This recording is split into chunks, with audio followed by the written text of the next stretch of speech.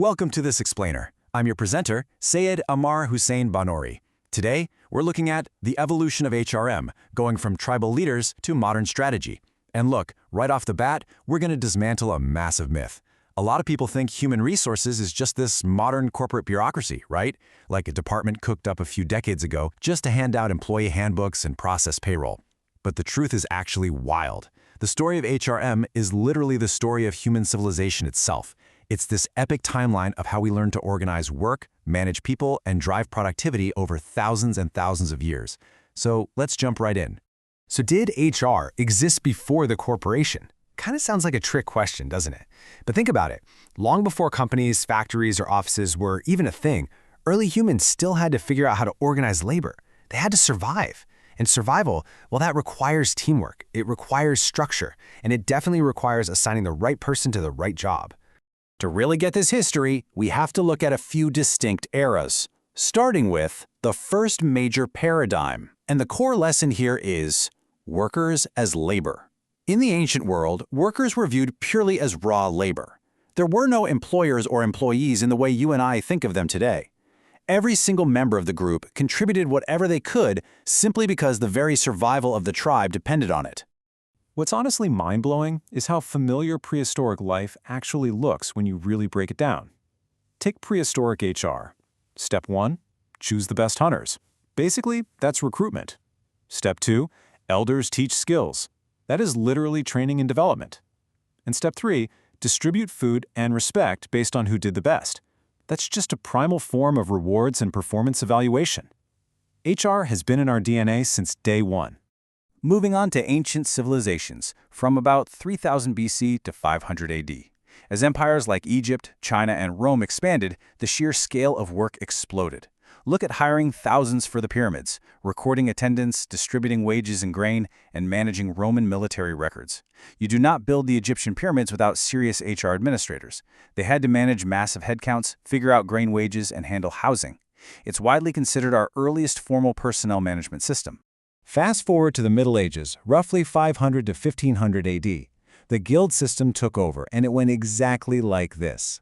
First, an apprentice is selected. Second, the master trains them. Third, their skills are evaluated. And fourth, they're promoted to journeymen. Sound familiar? It perfectly mirrors modern recruitment, training, performance management, and career development. The labels changed, sure, but the whole human resource cycle was fully intact. But then, boom, everything flips. We enter the second major paradigm. The core lesson shifts to workers as a cost. The Industrial Revolution hits, and suddenly, workers aren't just folks in a small workshop anymore. They're viewed as a massive, unpredictable, and often totally uncontrollable expense that desperately needed to be managed. Before factories, people just worked at home or on farms. But between 1760 and 1900, machines shoved thousands of people under one roof, creating total factory problems. We are talking grueling 12 to 16-hour workdays, extreme absenteeism, sky-high accident rates, and widespread strikes and labor unrest. Business owners figured out real quick that machines alone couldn't run a business. If they couldn't manage the people, everything would completely grind to a halt. This absolute chaos led to the creation of welfare officers. These were the very first personnel managers hired in the late 1800s strictly to handle disputes, discipline, and wages, just to keep factories running. They were completely reactionary. Basically, they were corporate firefighters whose only job was to reduce labor unrest so the machines wouldn't stop. Now, this friction sparked a massive philosophical battle in the early 1900s. Let's compare the two sides. On one hand, you had scientific management by Frederick Taylor. He was obsessed with maximum efficiency, standardized processes, and linking productivity straight to monetary incentives. But on the other side, you had the human relations movement led by Elton Mayo, coming out of the famous Hawthorne studies. Mayo found something totally different. Employees actually need to feel valued, get attention, and have supportive teamwork. Money wasn't the only motivator. Which brings us to our third massive paradigm shift. The core lesson becomes workers as people. Management finally woke up and realized that employees aren't just cogs in a machine or just some line item cost on a ledger. They're actual human beings with deep psychological and social needs. And this right here, this laid the real groundwork for modern HRM. But honestly, it was the pressure of the world wars that forced all this theory into rapid action. Look at these wartime innovations between 1914 and 1945. Aptitude testing for soldiers, mass training programs, leadership development, occupational health, and workforce planning. Governments had to recruit and deploy millions of people practically overnight. That insane pressure cooker is what invented the standard HR practices we still use today.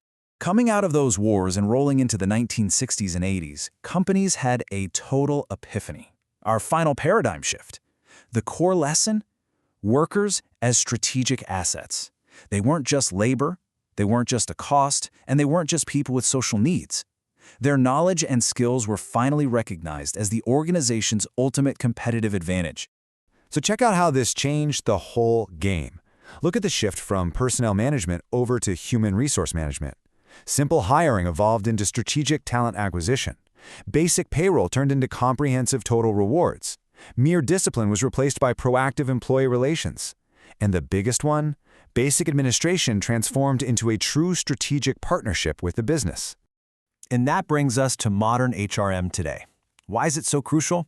Because good HR saves massive amounts of time and money, and engaged employees just perform better. The scope is massive now. Talent acquisition and L&D, performance and rewards, HR analytics, diversity and inclusion, employee well-being, and a strategic CEO partnership. In a lot of companies today, the head of HR is sitting right next to the CEO, shaping the entire direction of the business. Let's recap this whole timeline real quick. 3000 BC starts with ancient labor organization. By 1500 AD, we have guilds and apprenticeships. Jump to 1900, we get the industrial welfare officers. 1940 brings us the empathetic human relations movement, and from the 1980s onward, we arrive at strategic HRM.